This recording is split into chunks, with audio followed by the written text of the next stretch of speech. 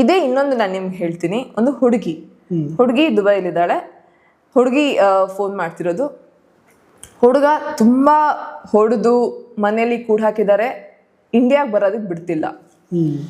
So ಹುಡುಗರ ಮೇಲೇನೆ ಅತ್ಯಾಚಾರ ಆಗ್ತಿದೆ ಅನ್ನೋದು ಸುಳ್ಳು. ಹುಡುಗಿರ ಮೇಲೇನೂ ಅತ್ಯಾಚಾರ ಆಗ್ತಿದೆ.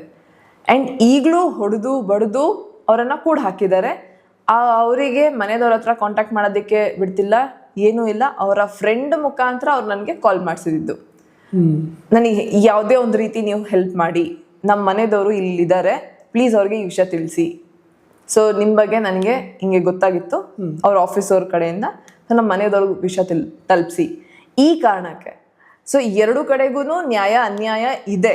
ನೀವು ನೋಡ್ಬೇಕಾಗತ್ತೆ ಕೇಸ್ ಯಾವುದು, ಯಾವ ರೀತಿ, ಏನು ಫ್ಯಾಕ್ಟ್ಸ್, ಯಾವ ಕಾರಣದಿಂದ. ಅತುಲ್ ಸುಭಾಷ್ ಕೇಸಲ್ಲಿ ಸೂಸೈಡ್ ಆಯ್ತು, ಈ ತರ ಅತ್ಯಾಚಾರ ಅನ್ಭವಿಸ್. ಈ ಕೇಸಲ್ಲಿ ಸೂಸೈಡ್ ಆಯ್ತು, ಏನ್ ಅತ್ಯಾಚಾರ ಅನ್ಭವಿಸ್ತಾ ಈ ವ್ಯಕ್ತಿ ಅಂತ ಸೂಸೈಡ್ ಮಾಡ್ಕೊಂಡಿದ್ದು?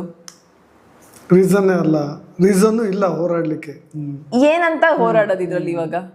ಸೊ ಸೂಸೈಡ್ ಸುಮ್ಮನೆ ನೀವು ಬಳಸ್ಕೊಳ್ತೀವಿ, ಸೊಸೈಟಿಯಲ್ಲಿ ಒಂದು ಇದು ಮಾಡ್ತೀವಿ ಸೆನ್ಸೇಷನ್ ಅಂತಂದ್ರೆ ನಿಮ್ಮ ಪ್ರಾಣ ಕಳ್ಕೊಳ್ತಿರೋದು ನೀವು ಅಲ್ಟಿಮೇಟ್ಲಿ. ಆ್ಯಂಡ್ ನಿಮ್ಮ ಪ್ರಾಣ ಬೆಲೆ ತುಂಬ ಜಾಸ್ತಿ, ಪ್ರತಿಯೊಬ್ಬ ವ್ಯಕ್ತಿ ಪ್ರಾಣ ಬೆಲೆ.